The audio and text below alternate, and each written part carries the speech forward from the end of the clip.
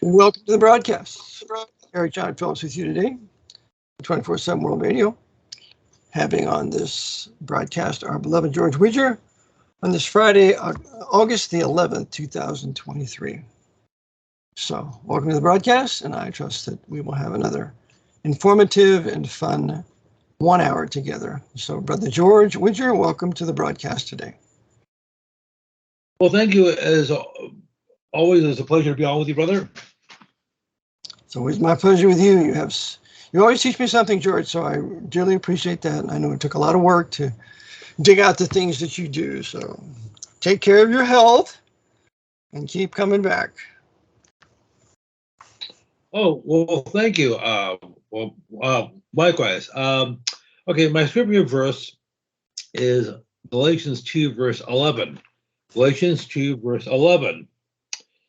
And it says, well, maybe I should give a verse or two before that. And verse 9, and James, Cephas, and John, who seemed to be the pillars, perceived the grace that was given unto me, gave to me Barnabas the right hand of fellowship, and we should go unto the heathens, and they unto the circumcision. Only they would have. Only would they have we remember the poor, the same which I was forward to do. Verse 11. And when Peter came unto Antioch, I withstood him to his face, because he was to be blamed. Okay, so just quickly to give you context. The backstory for this, if you will, was in Acts 15, when there was a little debate in the nascent church about what to do with Gentile converts, because initially, for decades, almost all the Christians were Jews, and over time, Jews became Gentiles, i.e., non-Jewish people, became the dominant element, if you will. Yes. However, so one of the issues came up was, should Gentile converts adhere to the Old Testament ceremonial laws, such as dietary restrictions, circumcisions, holy days, things like that? Sabbath. Mm-hmm. Yep. Yeah. So Simon Peter tried to compromise, and they said, well, yes, they should. These Gentiles, i.e., these non-Jews, should adhere to Old Testament ceremonial laws. And Paul said, no, they shouldn't. And he was saying that they should be circumcised. Correct. Mm-hmm. So why did I bring this up? Well, I know I brought this up the other day when we were streaming, and as we have in the past. Well, I thought Simon Peter, by virtue of being the first pope, was infallible. That definitely was a matter of faith and morals as to whether people should adhere to the Old Testament ceremonial laws, such as circumcision. But Paul says, point blank, he says, I withstood him to his face. And so why did Simon Peter just issue an infallible encyclical or something like that, saying, hey, knock it off, Paul, I'm the Pope. What I say goes. Yeah. Because the whole concept of Pope was totally foreign to Peter or anybody else at that time. So as we all know, Peter was not the first Pope. He was a Jew, a racial Jew who believed on Messiah, and he has nothing to do with Romanism, which is Babylonianism, which then in Peter's day was the pagan religion of Rome, so of which the Caesar was Pontifex Maximus. So no, Peter was never a pope, and the whole nonsense that he was the first pope is papal heresy. Pardon me. Well, and of course, and even if Simon Peter were the first pope, he certainly didn't act like one, because he never claimed to be infallible. That's right. He surely never did. So now, by the way, and if he were pope, why didn't he simply just excommunicate Paul? That's right. Why didn't he do that? Why do you have the primacy of Peter, when the fact is that the Apostle Paul was the great Gentile evangelist to the nations, not Peter. Peter was to evangelize his own racial Hebrew, Jewish, Israelitish people. That's why he and James went to the circumcision, as we read in the book of Acts. So Peter had, and then he also speaks to those in dispersion in one of his epistles, in 1 Peter, I believe. So he was the apostle to the Jews, to the racial Jews. Paul was the apostle to the racial non-Jews.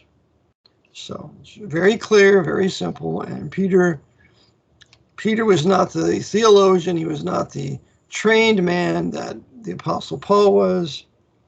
And yet he was always the first. Remember, he's the first apostle in the two listings of the apostles in Matthew and Luke and Mark. So he was always number one. He was the Lord's favorite. But the Apostle Paul was to the apostle to the nations. And then by the end of the book of the Revelation, there are no more apostles. The gift of apostleship ceases. Mm-hmm. Go ahead. So, not to belabor the point and not to forgive me for saying the obvious. If, as I said, Simon Peter were the first pope, why did Paul write roughly half of what we call the New Testament? Yes, Simon Peter figures prominently in roughly the first half of the book of Acts, but he's later, basically, in terms of importance, replaced by Paul. Yes, Simon Peter did write 3 epistles. However, 2 epistles. Mm-hmm. Well, I'm sorry, 2 epistles. But anyhow, the whole idea is ridiculous. Now, as I said, why, if Peter were the first pope, why did Paul write the book of Romans? Why didn't he even address Simon Peter if he was supposed to be the first pope? And I mean, that would have been a glaring oversight on his part, to say the least. That's right. Romans is a key book. After the book of Acts, it's a pivotal book to the rest of the New Testament scriptures. Because right after Acts, you have Romans. And Romans summarizes everything, really. And you have the Romans 9, 10, and 11 with regard to Israel. Then you have 12 through 16 with regard to the nations, and the 1 through 8 concerning the Christian and the condemnation of the world, chapters 1, 2, 3. It's a wonderful book.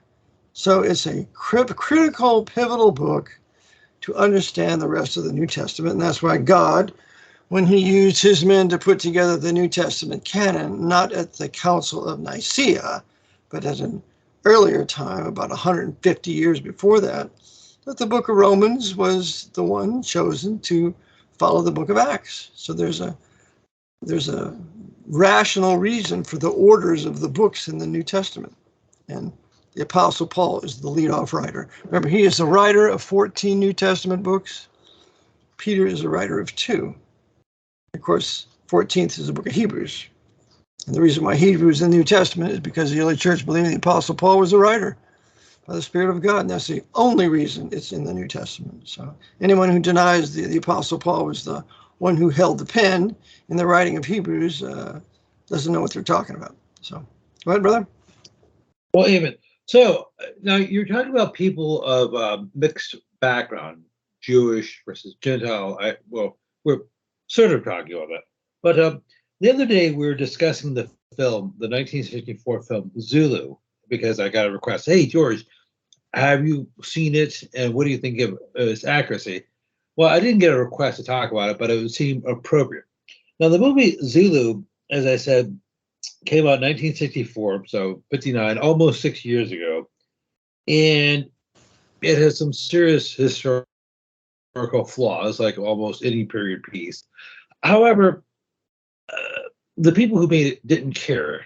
I mean, they tried to be, as accurate as possible. It wasn't as if that you can go do a Wikipedia search on uniforms or weapons from the late 19th century in the 1960s.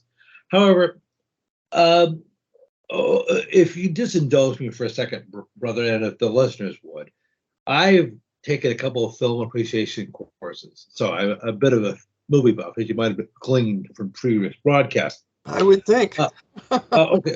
So I remember when I was taking one of these courses, it was like the standard fluff text.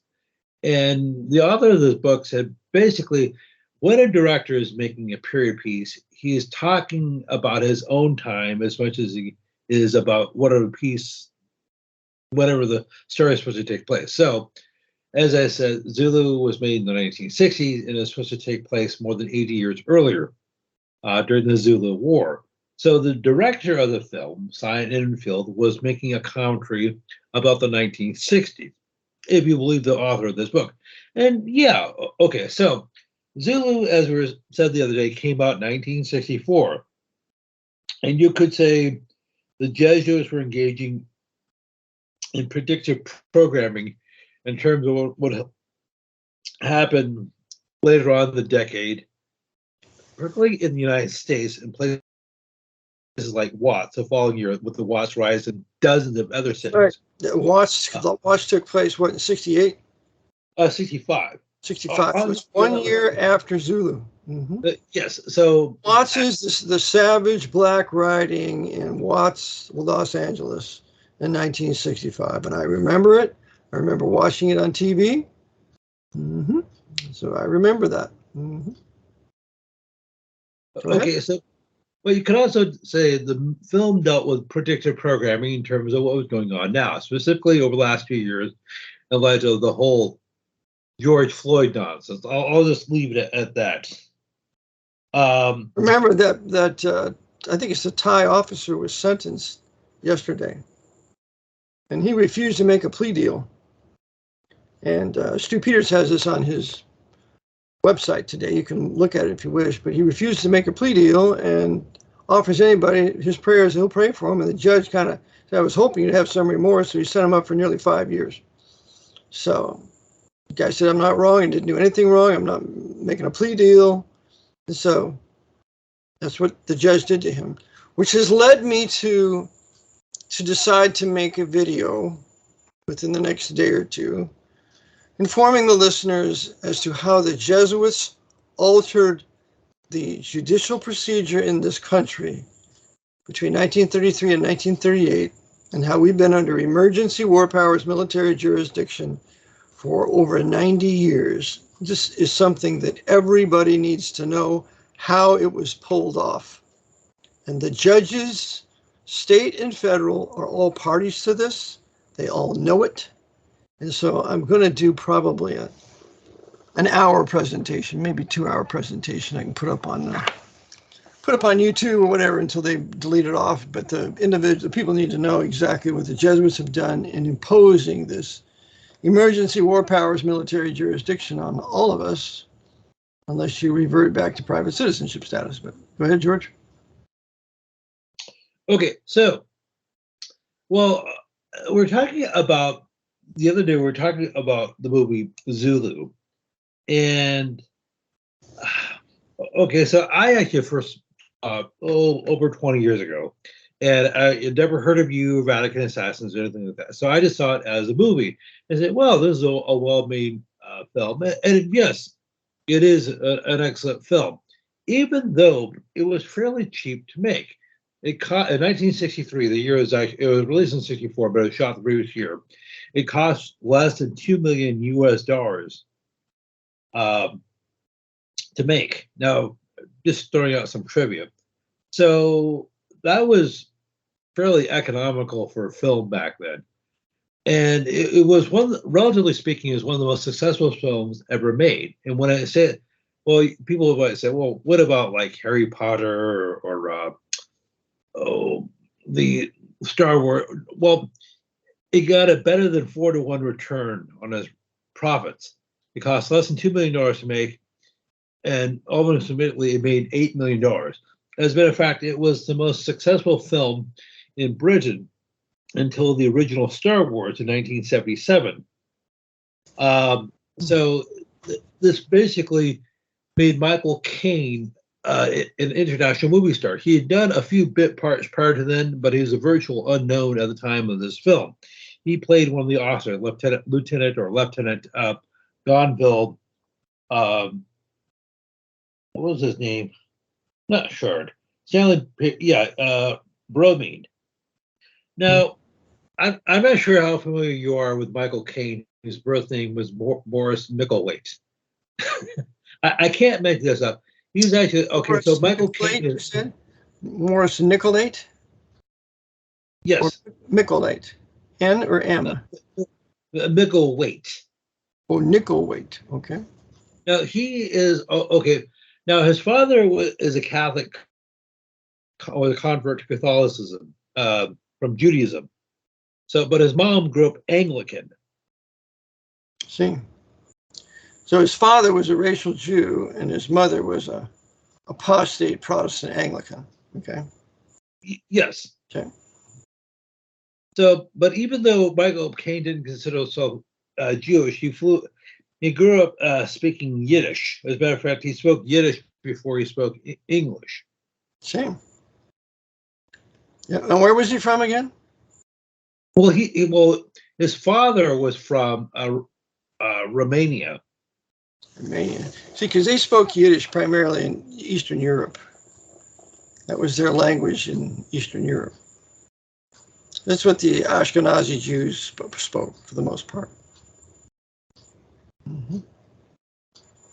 Okay, so I'm not sure how material this is. Probably not, but I just thought I would throw it in there. Now, well, the people need to know that the Jesuits in Britain and in America have done their best to put as many Jewish actors and directors up front to then convince the people that the Jews run Hollywood, that the Jews run the cinema. When the fact of the matter is, the real father of the cinema is a Jesuit named Athanasius Kirchner. So, this is part of creating anti-Jewish fury in Western white Protestant, apostate Protestant Western civilization. And they've done a very good job. So, lots of people are blaming the Jews for Hollywood. It's the Jews, Jews, Jews, and never a word about the papacy or the Jesuit order. Go ahead. okay, so as I said, I'm getting into some trivial stuff. So please bear with me if I will, or if you will. Okay, so the director of the film was Cyrus Ranker Enfield, or Cy Enfield, who lived from the 11th of November, 1914, died on April the 16th, 1995. Now, he was American born, but he moved to Britain in 1953 because of the whole Hollywood blacklisting thing nonsense. So he was of a Lithuanian Jewish background, and he got his undergrad degree from Yale. Now, as far as I know, he wasn't Skull and Bones, but he was almost certainly part of some sort of society like Skull and Key or St. Elmo's Club or something along those lines. Or Book and Snake. Book and Snake is another one. Yes, there's something like 40 of them or so, besides Skull and Bones. Now, so you have Enfield, who's, forgive me for saying so, is a communist Jew born in America who moves to England, and he directs this film, Zulu, partially to create the illusion that it's the Jews who run Hollywood, or at least the film industry. Now, it's interesting. The financier, the fellow who bankrolled the film, was named Joseph Levine. Joseph Levine sounds like another racial Jew. Yes. And so, because there are racial Jews working for the papacy whose purpose is to incite the blacks against the whites. That's their purpose, and they're good at it. So this is another example of the Pope's court Jews inciting the blacks to hate, rob, rape, and murder whites. White Gentiles who are part of white Protestant Western civilization, which would be Australia, New Zealand, Zimbabwe, or Rhodesia, Northern Europe, England, Scotland, America, Canada, Australia, etc., to incite the blacks to hate the white men of these historic white Protestant nations, or to race mix with them, forcefully race mix them. Because there's two ways you kill the white people. You race mix them out of existence, or you kill them. Same way with the Jews. There's two ways to destroy the Jews. You race mix them or kill them out of existence. Or you just have them not breed. They don't have any children. Right. Mm-hmm. Or, another way is, forgive me is yes, they can reproduce, and something we mentioned before, we've discussed before, is something called population replacement rate. That is the number of children a couple needs to have in order to supplant themselves. So it needs to be at least three. Now, if you're talking about a rare couple that actually does that, they've been so sickened and weakened from these vaccines and GMOs and junk food and fast food, they might as well not reproduce. I'm not. So, so you have Joseph Lafine, who is a producer of the film, and you have Cy Enfield, who directed it, and you have Michael Caine, who's half Jewish, who's a star. Uh, so it was a win-win situation. Well, despite all these deficits, forgive me for saying the obvious. I mean, I actually saw this film a couple years ago, and one of the things it does is it reinforces tribalism. So you have whites against the blacks. You have the British soldiers versus the Zulus. And according to the film, and actually this is probably true, is basically superior technology that saved the soldiers at work strips. Of course. The Zulus had no technology. They had no machine guns. They had no rifles. They had no bullets. They had no technology, just tribalism. Mm-hmm. Because the blacks, left to themselves, only stay in tribalism. The only reason why they ever came out of tribalism is because the white man went into Africa and taught them skills, and the most advanced of the blacks were in white Protestant nations of Africa. Those are all facts. So, no, they had no skills of their own except using the sword and the shield and the spear and absolute obedience to the tribal chief, which is black culture left to itself. That's what it will always produce. Go ahead. Well, and superior technology, as we've discussed before, is also superior discipline. Correct. They maintain rank, they maintain order. The soldiers fired on command, they loaded on command. So it's basically because of this cohesion, they're able to survive. Now, how should I put this? Forgive me, do you mind if I state the obvious? Please do, George. Hopefully this broadcast is known for telling the truth unreservedly. We have plenty of pitches. So go ahead, George. Okay, so you didn't have to, we haven't been working for almost 5 years now because of... Go ahead, pardon me. Okay, we haven't been working for all these years together because forgive me for being Captain Obvious here, but as I said, the British troops had a sense of cohesion, or esprit de corps, but they're all white. They're from the British Isles, and I noticed that as they should be. Of course, there were blacks in England at that time, and there could have been a black soldier in there, but they were pretty well reproducing in England and Scotland. England at that time. So I'm surprised they didn't have a black soldier, but maybe they were all white soldiers in the historical context of it. So that's fine. Okay. So, but as I said, they didn't put a big emphasis on diversity and inclusion. Never. Which is after brother, the blacks didn't want to be diversified and the whites didn't want to be diversified. When they shoved this forced race mixing down our throats for diversification, neither the blacks nor the whites wanted it at the time in the 60s. So that little fact is never talked about. My father told me, he said he had black men working for him. My father was the first one to promote a black officer to the position of sergeant at the Richmond Police Department. And he told me that the blacks don't want whites in their families any more than we don't want blacks in our families.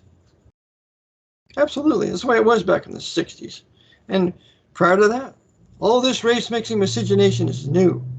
And it could never happen without the abolition of the Bible in the public schools. But go ahead. Okay, I wasn't going to bring this up. We were talking about films. Now, the movie Platoon came out, was it 1986, 87? And it was supposed to take place during the Vietnam War. And the main star of that is Charlie Sheen. And you had a number of other actors in it, such as Willem Dafoe, Tom Berenger. But one of the things my dad pointed out to me is the agitation between the blacks and the whites. As a matter of fact, they refer the blacks, or some of the blacks referred to Charlie Sheen's character as, quote, white boy, close quote. And he said that would never fly. That would never fly when he was in. I'll show you an interview of Sean Hannity with Dick Gregory, that black agitator, black Freemason, where that Dick Gregory called white people white boys on the Sean Hannity program. And that was about, I'd say 5, 6, 7 years ago before Gregory died. So no, he's just an agitator, and he used the phrase white boy to anger white people, and that was why he did it. He was a papal black man serving the papacy in the agitation. Okay, so yes, but as I said, because if you're in a combat situation, whether you're in Vietnam or the Zulu War, you want to have as much common as possible with your fellow soldier. Similarities are an asset. Yeah. Dissimilarities are huge liability. Huge liabilities.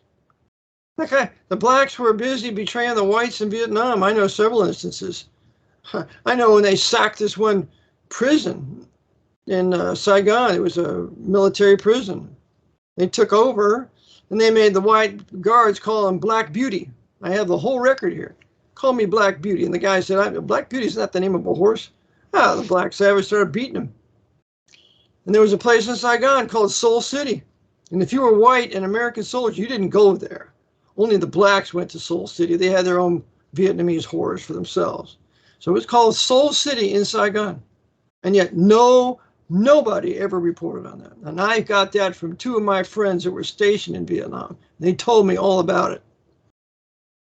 So, racial integration destroys the military. Racial separation makes it better. And hopefully under racial separation to nationhood. That's really should be the end game. Go ahead, George. Well, yeah. So, anyhow, you made me say, why? Okay, pause here for a second. I realized you were alive when Zulu came out. So Yep. why did they decide to make that movie then, in 1964? Well, it was just like during the height of the Civil. Now, even though it was a British film, the target audience was the United States, as are most films. Now, because this is just after the JFK assassination, and the civil rights movement had been going on for a while, but they wanted to show the division. Show black men killing white men. That's what they wanted to show. And we have to couch this in the right history, for what we know for the Jesuits. They were running the British Empire since no later than King George III, so therefore they're responsible for the white military presence in Africa. And the white British had no business whatsoever in Zululand. That's why it's called the British Century, intervening in the affairs of foreign nations. So I understand why the Zulu would want to drive them out. They were on their property. So see, that needs to be predicated when you have a movie like that. The Jesuits running Great Britain, the British Empire, and the British Empire going into Africa to on one hand evangelize, on the other hand to kill the white Protestants of the Transvaal, the white Protestants during the Zulu Wars, the black Protestants, because there were black Zulus that were converting to Christ. So we got to get rid of them. So it's a masterstroke of Jesuit genius using the British military that appears to be Protestant or run by a Protestant queen, Queen Victoria. All sin. Okay, go ahead. Okay, so, but here's something I mentioned the other day. One of the co-stars of the film was Stanley Baker. He was all of 47 when he died. He lived from the 28th of February, 1928, died on June the 28th, 1976.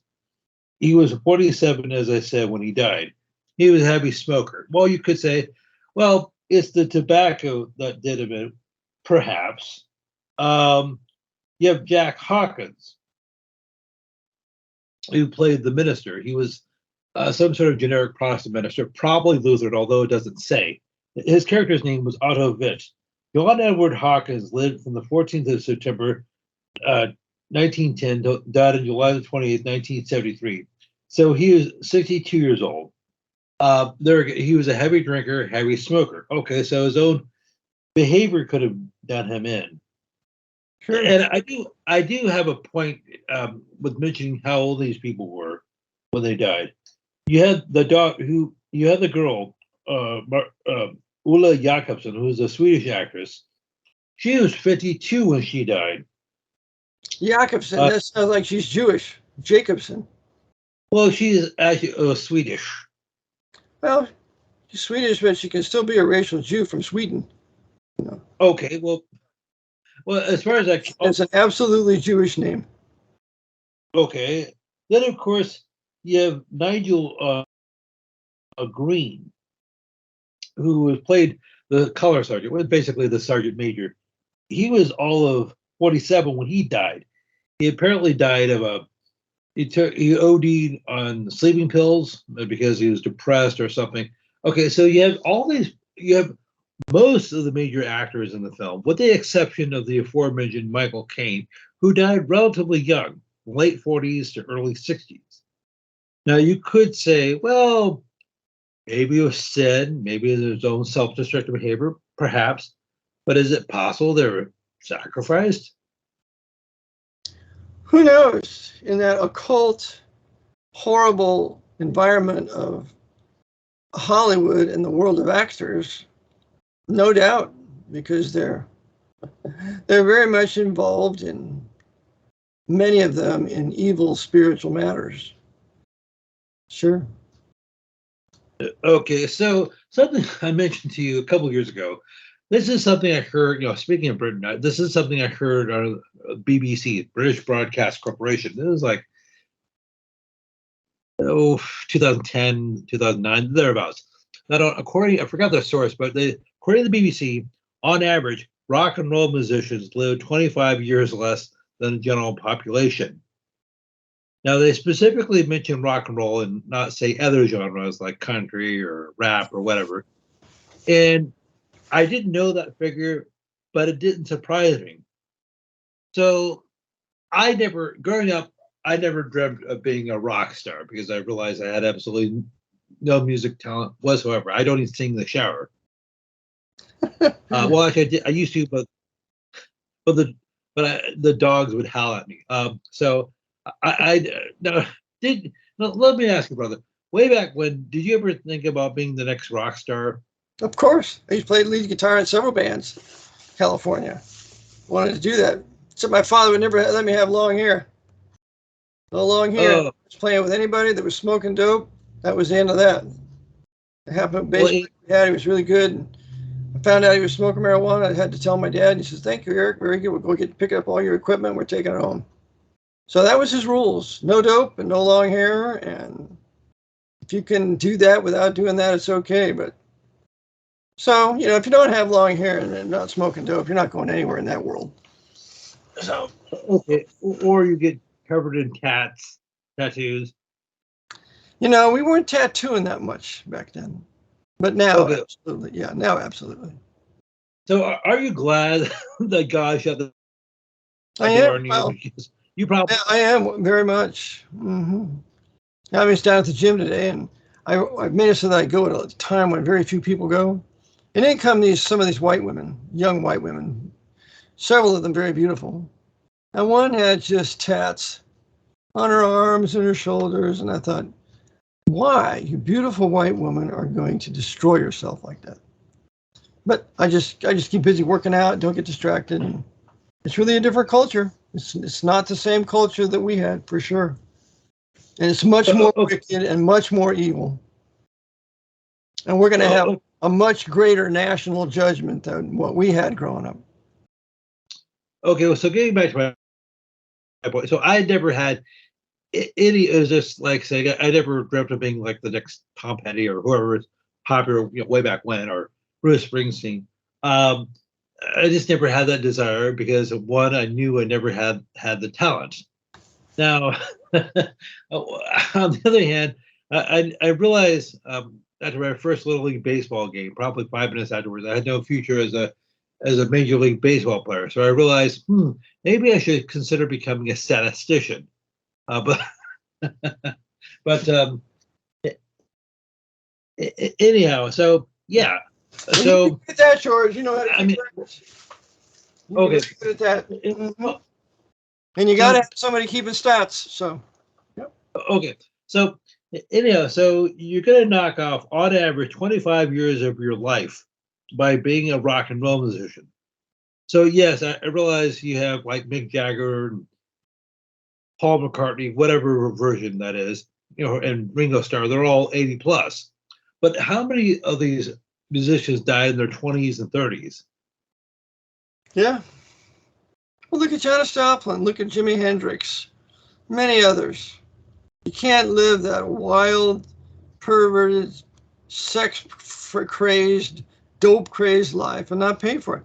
Be not deceived. God is not mocked. For whatsoever a man soweth, that shall he also reap in this life also. Not only in eternity at the day of judgment, but also in this life. Yes, a life cut short, miserable, sickness, reaping and sowing. And of course, you have those who like you have Ozzy Osbourne, John, who's grew up Catholic. He's like 70 plus. Yes, he's still alive, but he's basically semi-comatose from all the drugs he's done. The drugs, and he used to bite off the heads of rats in his concerts. I mean, the guy was a savage. So he's reaping what he sowed. Yes. So anyhow, some people might think I've gone to the Ozzy Osbourne School of Elocution, but move right along. And well, okay, just staying on this point. So you had all these actors and actresses who were involved with this film who died decades sooner than they should have, or at least statistically. And you had to wonder, was it really worth it? I mean, of all the people who were in the movie Zulu, probably Michael Caine was the only big name one. Now, Jack Hawkins, as I've mentioned before, was somewhat well known. He'd been in a couple of big budget pictures like the 1957 Bridge on the River Kwai, and just before that, he was in Lawrence of Arabia. And you had others who were basically probably not known outside of Britain. So you had to wonder, was it really worth it? Yeah, because the Jesuits are using Hollywood and the British cinema to rewrite history, to rewrite an anti-Protestant, anti-Western civilization, anti-Bible history, just a little at a time. Yep. So I got that request from your listener, Tim, in Florida, and I hope I answered his concern. Now, talking about something that's current, that's been going on over the last few days, is I'm not sure if you've been tracking the situation in Hawaii, but I've seen clips from the local TV stations there, I guess, in Honolulu, and one of the news readers are saying, boy, this reminds me of the Paradise fires in California from something like 5 or 6 years ago. Yeah. And you were going to say something. Yeah, they're very similar, and it appears to me they were set, at least in critical places, and to the end result that they would be evacuating Maui, and so to create another crisis, primarily for the white people, this time in the state of Hawaii. I wonder what they're going to do to Alaska. They got to bring a crisis there too. But series of crises they're implementing. Yeah, I'm not going to worry, but they'll do it. Go ahead. Well, of course, I'm sure. Well, you see, have you noticed that they seem to be, in this year alone, 2023, there seem to be all these situations. You have the fires that are going on right now in Hawaii. In February, you had this situation in East Palestine, Ohio. You had the derailment, where I'm not sure how many tons of chemicals got released. But we're going to be feeling the repercussions of East Palestine probably for years. And this is probably going to impact millions of people, if not tens of millions of people in the United States. Right. And as long as they want to ignore the fact that the Jesuits have taken over our country and have imposed an emergency war powers military government that used the president, commander-in-chief, as the absolutist dictator subject to the Pope, until they come to these realizations, it's going to continue. And that's the tragedy of it. Okay, now you've just specifically mentioned Alaska. I'm not sure if I don't think we've discussed this on the air before. There was a glaring oversight for me for not doing so before. But since at least no later than the year 1993, there's a program called HARP that stands for High Frequency Active Auroral Research Program. Yes, so that was officially implemented in the United States in 1983, so 30 years ago. Yes, Jesse Ventura covered that on one of his conspiracy chapters in his series. He covered HARP, and he did a pretty good job with it. Okay, so I've only seen like one or two of those episodes. Probably should watch the whole series. But that's based out of, at least in the United States, that's based out of University of Alaska, Fairbanks. The current director of it is the fellow by the name of Daniel White. And Mr. White, or Dr. White, or whatever his title is, got his undergrad degree from Notre Dame University. What kind of university is that, George? Is Catholic, but for all intents and purposes, Jesuit. Absolutely, because the most powerful priest in this country, one of the very most powerful priests, was Theodore Hesburgh of Notre Dame. Remember, he's the one that managed to get a ride in the SR-71 by talking to Jimmy Carter and having the military give him permission to fly in it, to ride in it. And it's this horrible priest of Notre Dame, Theodore Hesburgh, that I have a picture reviewing from a Jeep all the graduates from West Point. And they're all saluting him, and there he is, the priest. So, until this people wake up and realize that the Roman priesthood and the archbishops and the bishops and the cardinals run this government, it's going to continue. Okay. Well, if I can just make a slight correction, forgive my impertinence, brother. Actually, he didn't have to get this permission. Hesburgh did not have to get permission from the military. The Pope told the military, "Hey, please allow Father Hesburgh. No, you're going to allow Father Hesburgh to fly in this SR-71." And they said, "Oh, of course, Your Eminence." Well, sure. Well, the narration is that he spoke to Jimmy Carter, and Carter said, "I don't think I can do it." And he says, "Well, aren't you the commander-in-chief?" And with that argument, Carter said, "Okay, that's what's written." Of course, I'm sure the Pope told Carter, "Hesburgh's riding in that SR-71, or one of our anti-gravity craft's going to shoot it down. So just make sure that he rides, okay?" And as I said before, Jimmy Carter is a known 33rd degree Scottish Rite Freemason, and he's also a Knight of St. John of Jerusalem, Okay. among other things. Okay, so getting back to the Aloha State. And by the way, I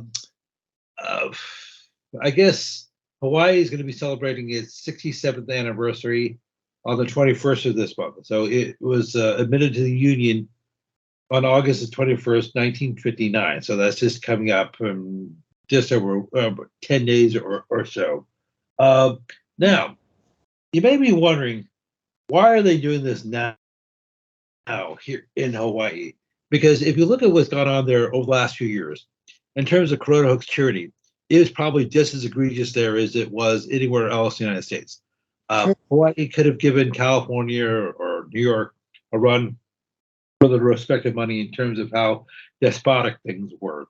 Now, the current governor of Hawaii is Joshua Green. Now, his cause is that he is the first Jewish governor of that state. Yeah, and I don't mean to harp on well, no pun intended. I don't mean to belabor that point. Well, just But remember they're gradually bringing more and more Jews up front. And you got that Jesuit guy at Georgetown blaming the Iraqi war on the Jews. So it's going to continue. They're going to continue to ramp up the anti-Jewish fury by putting notorious Jews in places of leadership, so they can create their anti-Jewish fury and ultimate Jewish roundup here in North America, which is what they're planning on doing. Okay, so I couldn't. Okay, other than being of a Jewish, Joshua Booth Green, who was born on February 11th, 1970, he's 53 years old. He is the 15th. I'm sorry, he is the 12th governor of Hawaii. Now you may be wondering. So I couldn't find anything suspicious about him other than his religious and ethnic background. However, his subordinate, his lieutenant, or which we say lieutenant governor, everybody else says lieutenant, is Sylvia Luke. She, Lieutenant Governor Luke, got her law degree from University of San Francisco. So she got a law degree from the Jesuits at University of San Francisco. Correct. And then they placed her in this place of political power. Yeah, behind the scenes. Mm-hmm. Probably most people have never heard of her. Probably most Hawaiians have never heard of her. Yeah, it's terrible, George. It's just awful, and shows we have no vote, we have no representation as they continue to locomotive us into the new right to blame the Jews for everything. And all the facts you give, George, sustain that conclusion. Well, I would expect facts and some speculation, because we were just a few minutes ago we were talking about the film Zulu. Well, I couldn't bring up anything really overtly Jesuitical. I said that Michael Caine, the star of the film, his mom was Anglican and he was actually baptized Anglican, and his father was a converso Jew to Catholicism. Mm-hmm. So you could, well, just because he's an actor, that doesn't necessarily mean he has any sort of power. No. But for what they just do what they're told. They play the parts that they're supposed to play. They get paid for it well. Propaganda is issued to move the population to where the Jesuits want to move them to in their beliefs.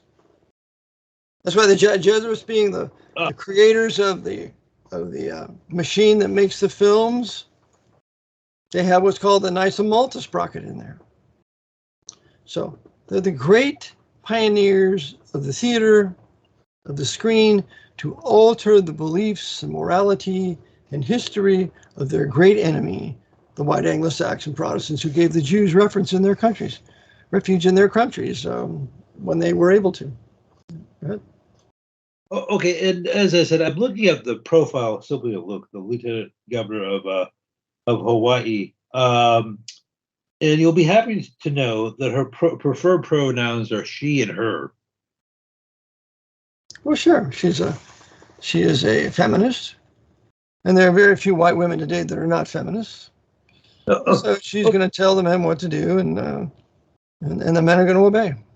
Okay, so okay, not to indulge me if you would for a moment, brother. So when did this whole issue about pronouns become a thing? I mean, I just for 50 plus years of my life, I've always been a he and him. There's no question as to what my pronouns were. Now I have to say, oh, I'm a he, him. Yeah, well, just don't let it affect you, George. Just keep being he and him, and let the crazies rage, okay, with all their false terminology and brainwash. So don't let it bother you. None of these things move me.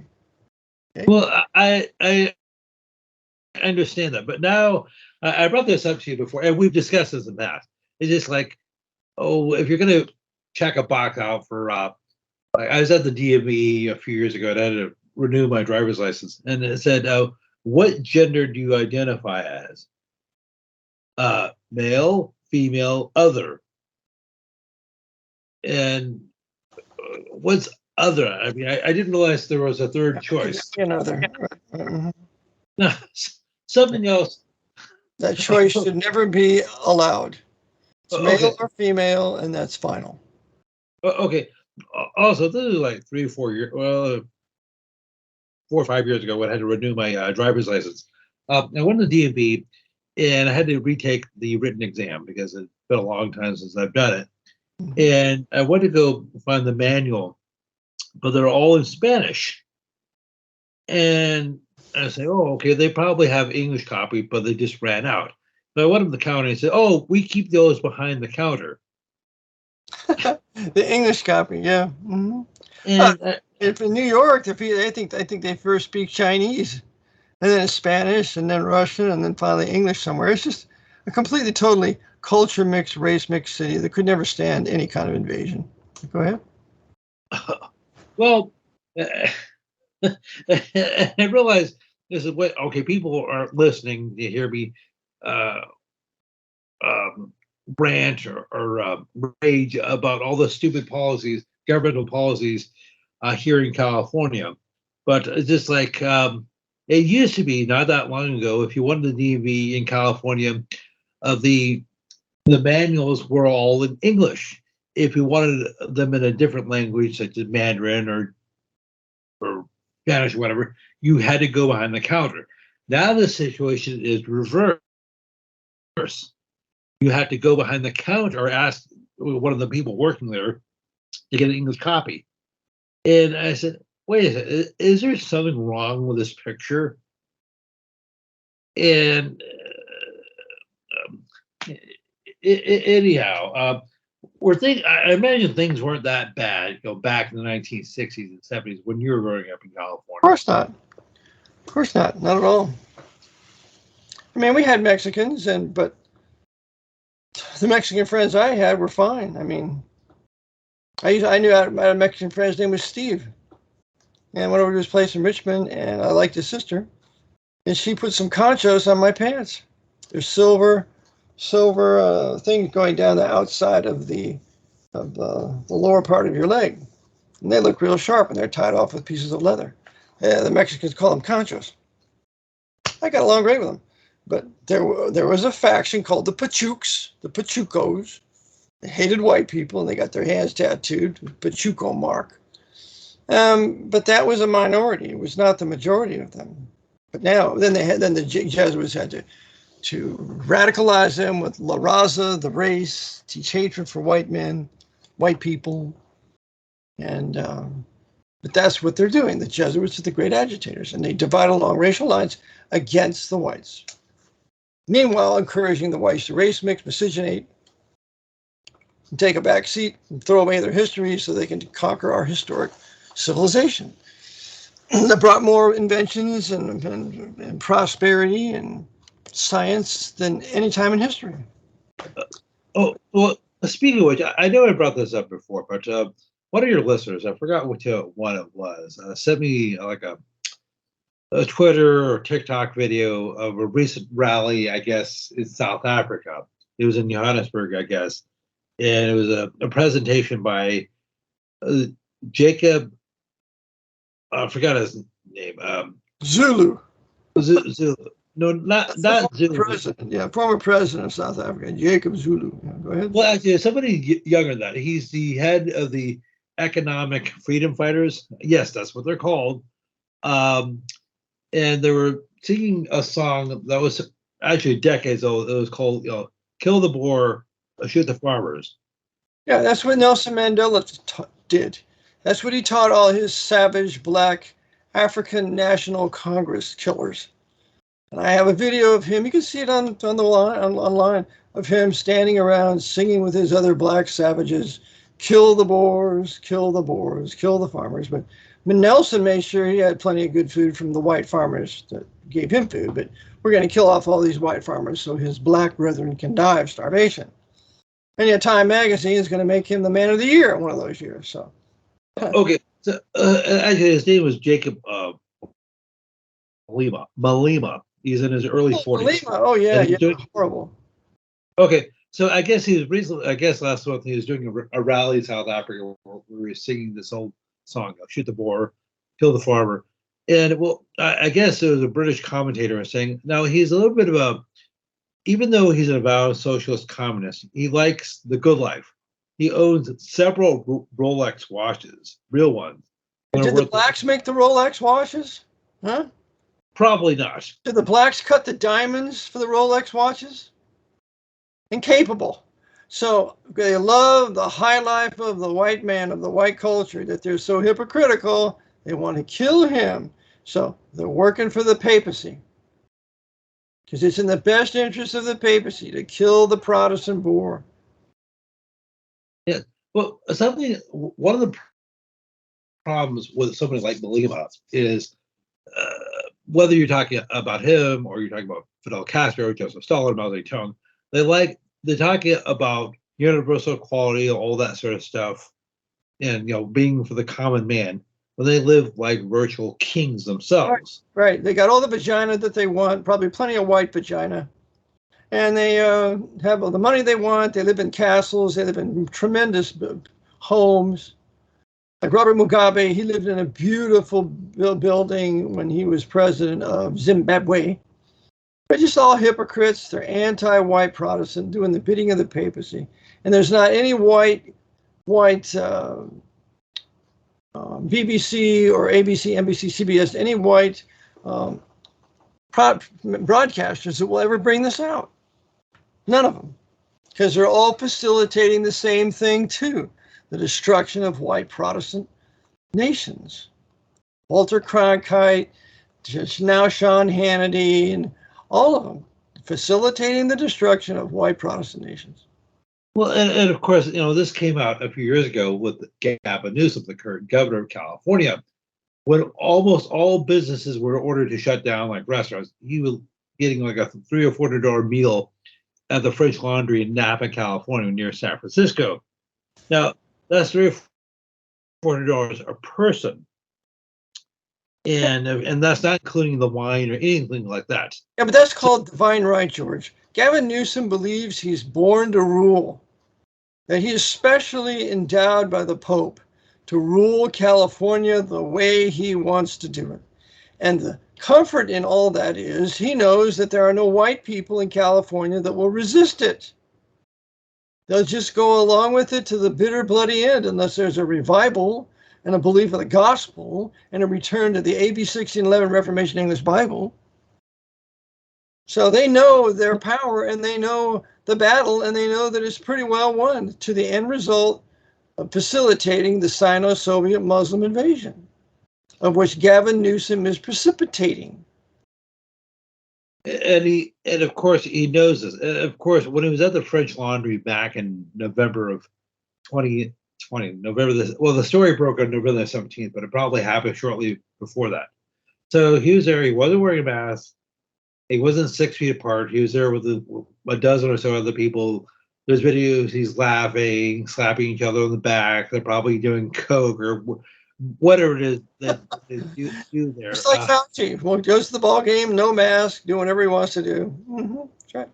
And so he said, well, those rules, what do they say? There are 2 rules, one for thee, one for me. No, who cares about what the peasants? See, that's the doctrine of divine right. Protestant Reformation made the law is king, lex rex, Rutherford's work. Roman Catholic dogma is the king is the law, what de toi et moi, which Louis XIV said. So it's one or the other. Are the leaders in this country the kings, or are the people the sovereign, and the law that they enact is the law of the king? Are we a nation of laws or a nation of tyrants, of men? When it becomes a nation of tyrants, you're back to Romanism, feudalism, and the Dark Ages, when the people have no rights to anything. And that's what they've done here in Western civilization. Okay, so to that end, I know we've talked about this before. Gavin Newsom has been the governor of this state since January 2019. So for closing in on 5 years. Under his watch, one of the first things he did after he became governor is he placed a moratorium on capital punishment. Now, capital punishment still is legal in California, but it hasn't been carried out since 2006. So you're talking 17 years. See, that's the doctrine of the papacy. All the priests, archbishops, bishops, cardinals, all of them advocate no capital punishment. Contrary to Genesis 9:6, whosoever sheds man's blood, by man shall his blood be shed. God implemented capital punishment and committed that responsibility to men to punish murderers. So this abolition of capital punishment is a strictly papal dogma and put upon the people through their agents like Gavin Newsom so it can promote more crime. That's what they want, more and more crime against white people. Okay, so to that end, I guess last year in California, we actually had elections. So we actually have something called Proposition 1, which basically made abortion a constitutional right in California. So Gavin Newsom said, hey, if you're in a state like Texas or Oklahoma where they place restrictions on abortion, you can come here to California and we'll take care of it for you. We'll put you up in a hotel. We'll pay for your meals and we'll pay for your flight back to where it is you came from. We'll help you shed all that innocent blood that'll be crying out to God. Vengeance, vengeance, vengeance. A chorus of innocent blood crying out to God, for which reason the Lord responds with all the weather in California and all the other terrible things that are going on there. It's all reaping and sowing. Go ahead, brother. You know, I caught this the other day. I guess, who's that witch in New York? Is it Hochul? I'm sorry for being so impertinent. Kathy Hochul, the Andrew Cuomo in a skirt. She's the one who took over after he stepped down. She basically said that we here in New York, you know, we stand with women in places like Oklahoma and Missouri and Texas where they're restricting abortion rights. Well, your rights will be respected and protected here in New York. So just like California, we're a sanctuary state. We believe in, but have you noticed this is nothing new? Like using such euphemistic language. No, I'm not pro-abortion. I support reproductive freedom, or I support a woman's right to choose. That sounds like I'm pro-choice. Please hear me out. Like when it comes to like ordering something off the menu, but it has absolutely nothing to do with murder. That's right. Exactly right, brother. Amen. So anyway, let's kind of sum this up. I trust the listeners have enjoyed our somewhat disjointed covering of certain various topics, but it's my prayer that they were edified. So I'm going to be doing some more preaching. I'm going to try to get a preaching in once a week now, which I'm kind of caught up with all the things I've had to do. And George, you'll be on with me at least once or twice a week. So George, you want to give your contact information, please? Well, and I just want to say, you said somewhat disjointed. Disjointed well, the conversation between me and you, George, unfortunately, generally wants to go that way, but somewhat. Oh, okay. Well, that's that's a very charitable assessment on your part. So, if people have any questions, comments, critiques, anything they'd like to send me, please drop me a line at GeorgeWidger1969 GeorgeWidger1969 GeorgeWidger1969 Let me know a couple things. One, if your name is somewhat unusual, please tell me how to pronounce it. And just let me know what you like to go by. If your name is Robert Jones, do you want to go by Robert? Do you want to go by Red? Whatever. And please, if there's a topic you'd like me to go over again or to address, or if you didn't think I went over it thoroughly enough, please let me know. And if you disagree with me, let me know. I could be wrong about something. Maybe if you can present some contrary evidence, I'll re-examine my position. Of course, that's always our position. We realize we're fallible. We try our best to be honest and find the right stuff, but unfortunately, sometimes we don't, and we need someone to correct us. And I've always tried to make that my policy. Yeah. Okay. All right, George, go ahead and give us your contact info, please. Okay. Well, once again, people, you can send me a line at georwidger1969@gmail.com. And Lord willing, we'll be on sometime next week.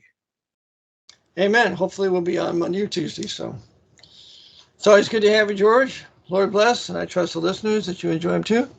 Thank you for tuning in. I have a book, Vatican Assassins, Wounded in the House of My Friends. Please go to my website, vaticanassassins.org. Purchase the ebook. Go to 24/7 World Radio. You can purchase my past broadcasts and other things. Lastly, we appreciate your prayers for 2 minutes a day, that the Lord would give us the wherewithal and the courage and the boldness and the power by the Spirit of God to do what we need to do, because we know we can do nothing in our own power.